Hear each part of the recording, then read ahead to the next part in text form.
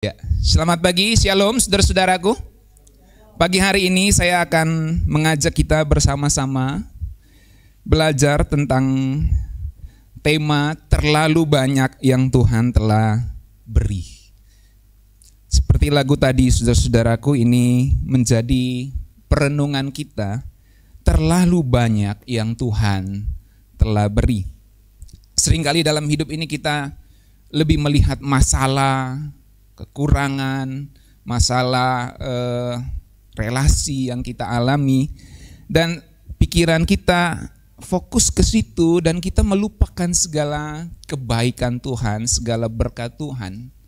Dan tanpa kita sadari kita seperti bangsa Israel yang begitu banyak berkat dan mujizat Tuhan mereka alami, tapi mereka bersungut-sungut. Sebab apa? Sebab mereka tidak melihat dari perspektif berkat Tuhan.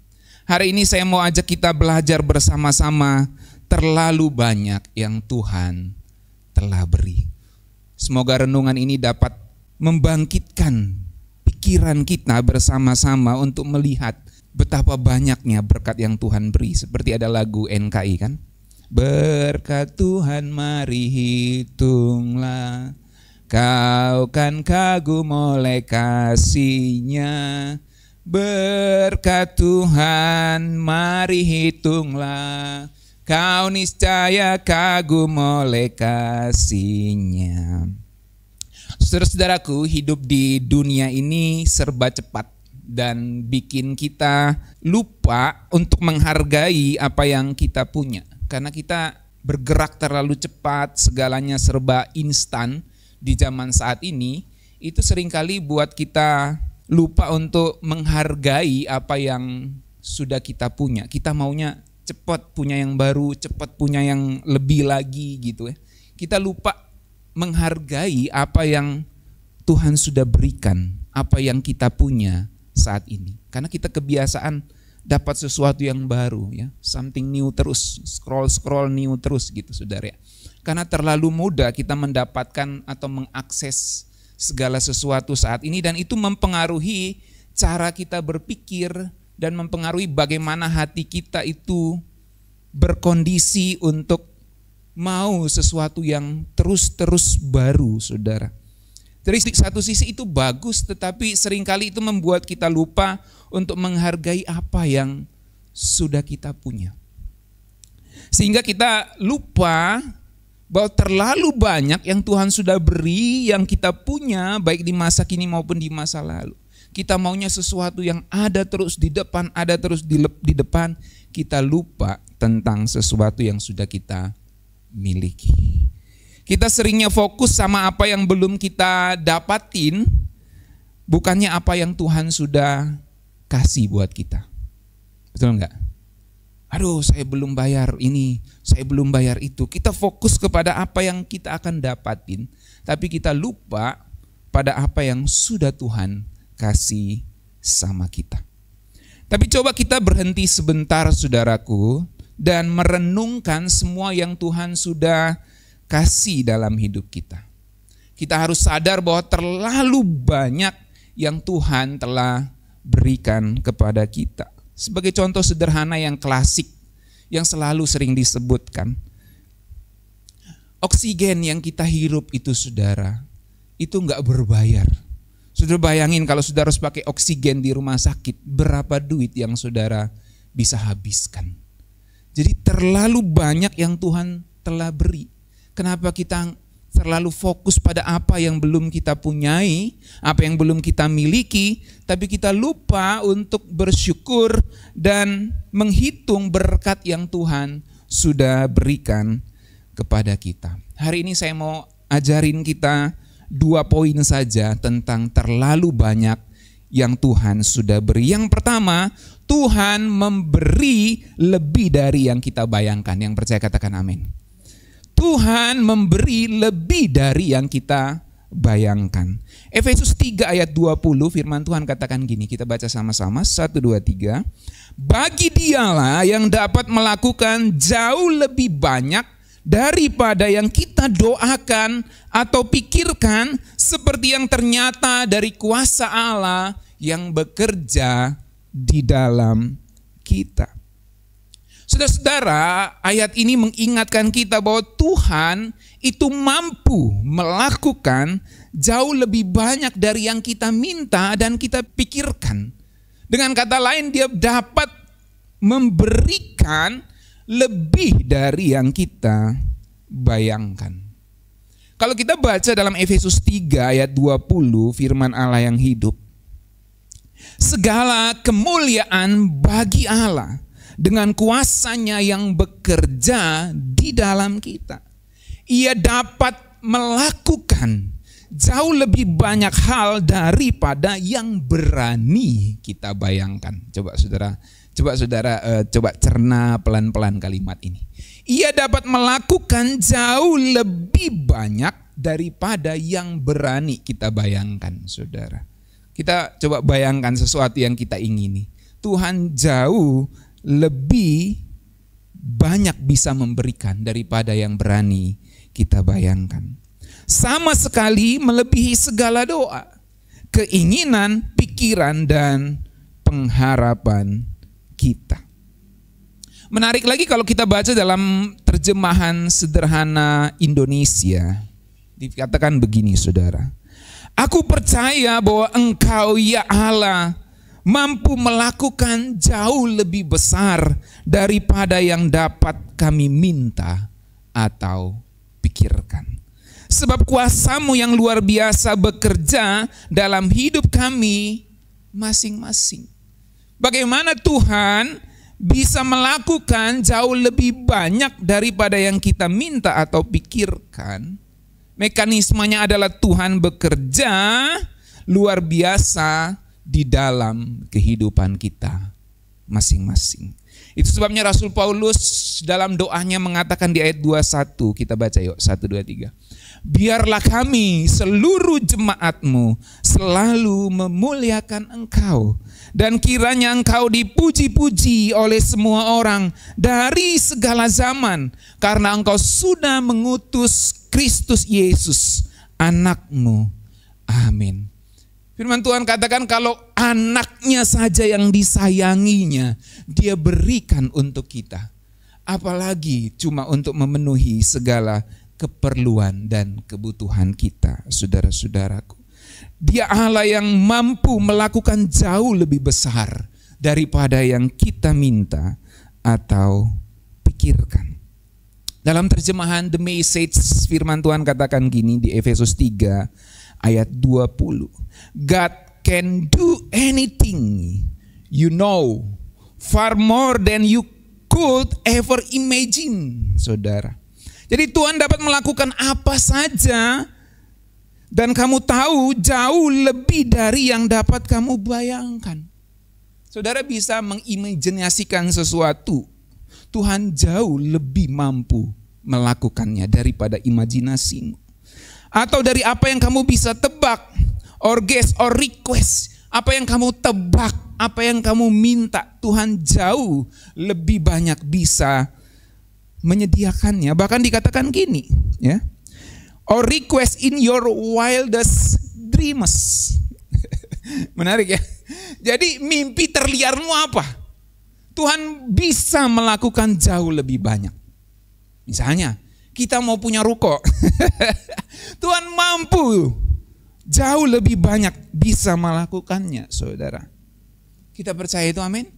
He does it not by pushing us around but by working within us. Dia melakukan bukan dengan mendorong kita, tapi dengan bekerja di dalam kita. Dia bukan dari luar dorong-dorong, tapi dia dari dalam. Dia working within us, di dalam kita. Rohnya secara mendalam dan lembut ada di dalam kita. His spirit deeply and gently within us. Waktu saya baca ini saya terkagum-kagum, saudara. Dan ini implikasinya sangat besar di dalam kehidupan kita.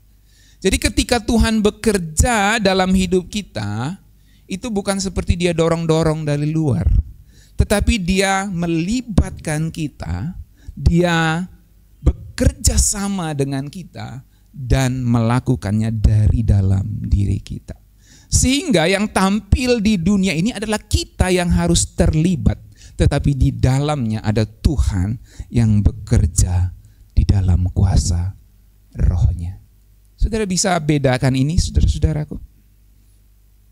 Jadi kalau Roh Kudus atau Roh Allah itu bekerja seperti dia dorong-dorong kita dari luar, itu seperti kelihatan ada dua orang walaupun Roh Allah tidak kelihatan kan. Tetapi kalau Roh Kudus itu bekerja di dalam kita, maka itu seperti kelihatan satu pribadi, yaitu kita yang bekerja, tapi ternyata di baliknya ada kuasa Allah yang bekerja melalui kehidupan kita. Tuhan dapat melakukan apa saja, lebih daripada yang kita bisa bayangkan atau tebak atau minta di dalam mimpi terliar kita. Dan memang apa yang kita harapkan itu, apa yang kita impikan dalam mimpi terliar kita, Tuhan bisa melakukannya. Ketika kita menganggap hidup kita kurang, saudara-saudaraku, kita sebenarnya lupa untuk melihat betapa melimpahnya kasih karunia Tuhan. Itu sebabnya jangan kita biarkan mata kita, mata batin, mata rohani kita tertutup oleh berbagai masalah. Tapi kita harus buka mata rohani, mata batin kita untuk melihat betapa banyak yang Tuhan telah beri. Dan kalau kita bisa melihat dengan mata batin kita betapa banyak yang Tuhan telah beri, maka kita akan merasakan sungguh berkat Tuhan itu membuat kita terkagum-kagum, saudaraku. Yang kedua, yang terakhir, apa yang bisa kita pelajari dari berkat Tuhan itu terlalu banyak diberikan kepada kita. Kalau yang pertama tadi Tuhan memberi lebih banyak daripada yang kita bayangkan, dan yang kedua ini, berkat Tuhan itu nggak bisa kita ganti. Berkat Tuhan itu gede banget, saudara, besar banget di dalam hidup kita. Sampai kita nggak bakal bisa ngebalas sepenuhnya kebaikan Tuhan. Itu sebabnya dalam Mazmur 116 ayat 12 firman Tuhan katakan gini, pemazmur katakan gini. Bagaimana akan kubalas kepada Tuhan segala kebajikannya kepadaku. Seperti lagu itu kan. Dengan apa akan kubalas segala kebaikanmu. Jadi dengan apakah kita akan balas segala kebajikan Tuhan, saudaraku?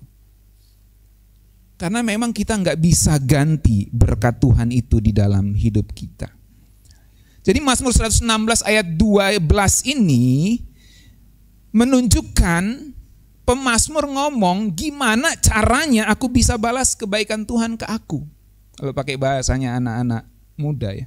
Gimana sih caranya aku bisa balas kebaikan Tuhan ke diriku ini? Ini harusnya pertanyaan pemazmur yang jadi pertanyaan kita juga. Bagaimana aku bisa balas kebaikan Tuhan kepadaku? Terlalu banyak, saudaraku, kebaikan Tuhan dalam hidup kita. Kalau kita sudah terbaring sakit di rumah sakit atau terbaring tidak berdaya, baru kita bisa melihat betapa kita memerlukan Tuhan. Baru kita bisa melihat betapa Tuhan itu sudah memberikan banyak, tapi mungkin kita sia-siakan segala berkat-Nya. Jadi saudara-saudaraku, pertanyaan pemazmur ini harus menjadi perenungan kita. Gimana caranya aku bisa balas kebaikan Tuhan di dalam diriku? Meskipun saudaraku kita nggak bisa balas kebaikan Tuhan dalam hidup kita, kita masih bisa kasih yang terbaik dari diri kita buat Tuhan. So, perhatikan, kita nggak bisa balas kebaikan Tuhan yang terlalu besar dalam hidup kita, saudaraku. Tapi kita masih bisa kasih yang terbaik dari diri kita buat Tuhan. Terlalu banyak yang Tuhan telah beri, takkan mungkin ku balas dari apa yang ku miliki. Terus apa dia bilang? Ku persembahkan seluruh hidupku, biar ku tetap cinta, biar ku tetap setia untuk selama-lamanya. Jadi kita nggak bisa balas kebaikan Tuhan, saudara. Tapi kita bisa kasih yang terbaik dari diri kita buat Tuhan. Kita nggak bisa balas berkat Tuhan. Yang bisa kita lakukan adalah menunjukkan cinta kita lewat tindakan-tindakan yang kecil mungkin dalam kehidupan sehari-hari. Apakah dengan HP kita membalas cinta kasih Tuhan? Apakah dengan tontonan kita membalas cinta kasih Tuhan? Apakah dengan persembahan kita membalas cinta kasih Tuhan? Apakah dengan kehidupan kita sehari-hari, dengan omongan kita, dengan tindakan kita, dengan pergaulan kita membalas cinta kasih Tuhan? Sebab kalau kita melihat dari perspektif betapa besarnya berkat Tuhan dalam hidup kita, maka apa yang muncul di dalam hati? Kita mau ngebalas kan? Benar gak saudara? Coba kalau saudara dapat satu kebaikan dari seseorang, saudara lagi butuh sesuatu, terus tiba-tiba orang itu bantu saudara. Kalau saudara punya hati nurani yang baik, saudara pasti berkomitmen dalam hati. Satu kali saya akan balas kebaikan orang ini. Benar gak saudara? Ya kan? Itu normal, itu dimiliki oleh orang seluruh dunia saudara. Hati nuraninya baik. Nah, kalau kita bisa merasakan, bisa melihat dari perspektif betapa besarnya berkat yang Tuhan berikan dalam hidup kita, maka hati kita akan selalu berkata gini, aku mau balas kebaikan Tuhan. Aku tahu aku gak bisa balas kebaikan Tuhan, tapi aku mau balas dengan tindakan-tindakan. Dalam pengertian aku mau tunjukin lewat tindakan hidupku. Aku mau tunjukin lewat perkataanku. Aku mau tunjukin lewat pergaulanku, lewat pelayananku, lewat segala yang aku bisa berikan, yang aku bisa lakukan untuk Tuhan di dalam kehidupan setiap hari. Saudaraku, menariknya gini, Tuhan gak minta bayaran untuk berkatnya. Amin. Dia bukan Tuhan yang kasih berkat terus, lo bayar ke gua. Enggak saudara. Berkat Tuhan tuh free, gratis. Saudara bisa bayangin kalau Tuhan minta bayaran atas berkatnya. Saudara jadi orang paling kaya di dunia pun saudara gak bisa bayar kebaikan Tuhan. Katakan orang paling kaya di dunia ini. Saudara, dia bisa balas apa dengan kebaikan Tuhan? Kalau dihitung oksigennya yang dia hirup dari sejak kecil sampai saat ini, mau bayar berapa? Kalau dihitung kesempatan waktu yang tidak bisa diberikan oleh dokter, oleh medis apapun kepada orang itu, kepada kita mau minta, kita mau bayar seperti apa saudara? Segala berkat Tuhan. Jadi Tuhan gak pernah minta bayaran atas berkatnya. Tetapi yang Tuhan pengen adalah kita hidup dengan cinta, dengan rasa syukur yang tulus. Karena itu lagi-lagi untuk kepentingan kita. Coba saudara hidup terus di dalam kepahitan, hidup di dalam mengeluh, hidup di dalam keluh kesah, hidup di dalam selalu perspektifnya negatif. Kita jadi hancur sendiri saudara. Jadi menarik, Tuhan tuh gak pernah, bayar berkatnya, oksigen gua kasih nih, lu bayar sama gua. Gak pernah saudara. Tapi Tuhan pengen kita hidup menikmati berkat Tuhan itu dan mensyukuri segala berkat yang Tuhan berikan. Sehingga kalau ada masalah baru yang muncul, kita nggak cuma fokus pada apa yang belum kita punya, tapi kita fokus pada apa yang Tuhan sudah berikan kepada kita dan kita mensyukurinya dan kita mengerti bahwa Tuhan bekerja bukan mendorong kita dari luar, tapi di dalam kita. Dan itu melibatkan keaktifan kita, keterlibatan kita untuk melakukan pekerjaan Tuhan, saudaraku. Jadi yang bisa kelihatan dari setiap keputusan dan tindakan kita itu adalah cara kita mengasihi Tuhan. Kalau setiap keputusan yang kita ambil, setiap tindakan yang kita lakukan, setiap perkataan yang keluar dari mulut kita itu memuliakan Tuhan, itu yang Tuhan senangi. Itu yang Tuhan ingini, saudaraku. Tuhan mau kita hidup dengan cinta dan syukur. bukan dengan keluhan, bukan dengan caci maki, bukan dengan omelan-omelan. Karena Tuhan gak pernah minta bayaran atas berkat-berkatnya. Dalam Mazmur 116 ayat 12 tadi, kalau kita baca dalam firman Allah yang hidup, terjemahannya gini, kita baca yuk sama-sama, 1, 2, 3. Tetapi sekarang, apakah yang dapat kupersembahkan kepada Tuhan? Jadi apa yang dapat kubalas dari kebajikan Tuhan, itu diterjemahkan gini, apa yang dapat kupersembahkan kepada Tuhan untuk segala sesuatu yang telah dilakukannya kepadaku. Saudaraku, kalau bicara tentang persembahan kepada Tuhan, maka Alkitab mengajarkan kita untuk mempersembahkan hidup kita di hadapan Tuhan, segenap hidup kita. Karena kita jadi orang Kristen tidak lagi potong korban-korban seperti kepercayaan lain. Sebab korban kita satu kali selama-lamanya adalah Tuhan Yesus Kristus yang telah mati untuk kita. Dan sekarang kita diminta mempersembahkan hidup kita, mempersembahkan tubuh kita. Dalam Roma 12 ayat 1 jelas sekali, persembahkanlah hidupmu sebagai persembahan yang hidup, yang kudus dan berkenan kepada Tuhan. Ini adalah ajakan buat ngasih seluruh hidup kita, bukan cuma setengah-setengah, saudaraku. Dia mengajak kita untuk mempersembahkan seluruh kehidupan kita, bukan setengah-setengah. Jangan kita bertobatnya hanya di mulut tapi gak bertobat di tindakan. Bertobat di tindakan mungkin dalam pengertian gerak tangan, gerak kaki, tapi gak bertobat di mulutnya, saudara. Kita harus bertobat di dalam semuanya. Karena kita gak boleh mempersembahkan setengah-setengah. Ada orang yang dibaptis tuh kan. Dia dibaptis. Preman baru dibaptis kan. Dia pendetanya tenggelamin dah. Tapi dia kasih keluar tangannya satu. Tenggelamin. Belum Pak Pendeta, ini bertobat tapi ini belum nih. Masih ada saya mau palungku, mau pukul orang ini. Jadi ini tangannya belum bertobat, saudara. Kepalanya hatinya tenggelam gitu, tapi tangannya nggak mau tenggelam. Dia masih kasih 3/4 ya. Bukan, memang dia nggak kasih setengah, tapi dia kasih 3/4, saudara. Dia belum mau bertobat sungguh-sungguh. Tapi kalau kita melihat kebaikan Tuhan, maka ada muncul di hati kita. Aku mau balas kebaikan orang ini. Aku mau balas, kalau perlu aku mau balas dengan nyawaku untuk Tuhan. Karena dia sudah berikan nyawanya untukku. Maka dengan nyawaku pun, dengan hidupku pun, aku bisa berikan untuk Tuhan. Amin. Itu kalau kita melihat dari perspektif betapa besarnya berkat Tuhan.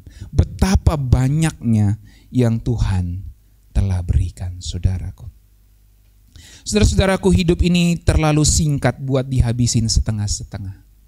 Semua bilang, hidup ini terlalu singkat buat dihabisin setengah-setengah. Saudara-saudara, kalau kita mau setengah-setengah untuk Tuhan, terlalu singkat hidup ini. Saat kita menghadap penghakiman Tuhan, jangan sampai kita menyesali, kenapa saya berikan setengah-setengah untuk Tuhan. Kenapa saya nggak bisa all out, kenapa saya nggak bisa berikan semuanya untuk Tuhan. Kita mesti kasih semua yang kita punya buat Tuhan. Sebab Tuhan sudah kasih segalanya buat kita. Amin, saudaraku. Saudara-saudara, persembahan hidup kita adalah cara kita ngeresponin kasih Tuhan yang luar biasa. Setiap nafas adalah bukti terlalu banyak yang Tuhan berikan bagi kita. Ini paling sederhana, saudara. Napas ini paling sederhana untuk membuktikan betapa banyaknya yang Tuhan beri bagi kita. Kejadian COVID beberapa tahun yang lalu membuat kita mengerti hal ini, membuat kita menyadari hal ini. Betapa orang butuh oksigen, betapa orang butuh ventilator, betapa orang berdesak-desakan untuk mendapatkan kehidupan, saudaraku.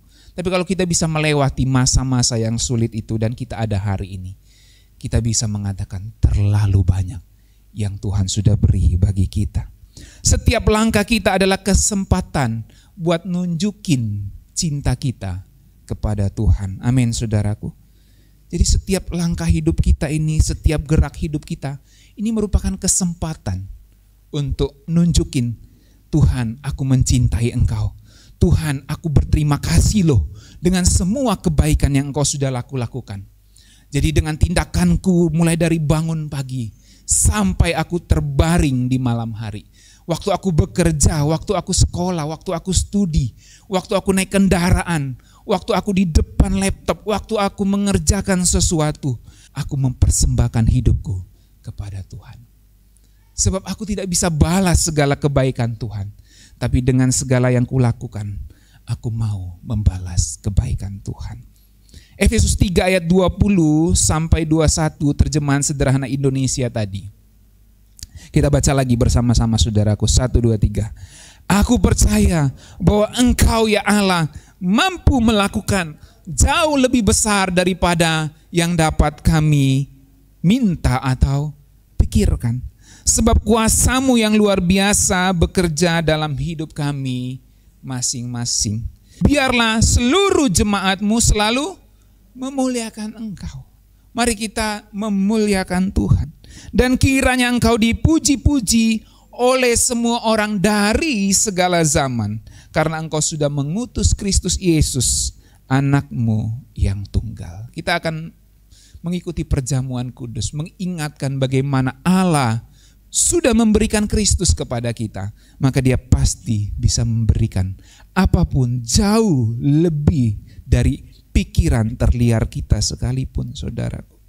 Dalam Mazmur 116 ayat 12 tadi terjemahan firman Allah yang hidup, kita baca lagi.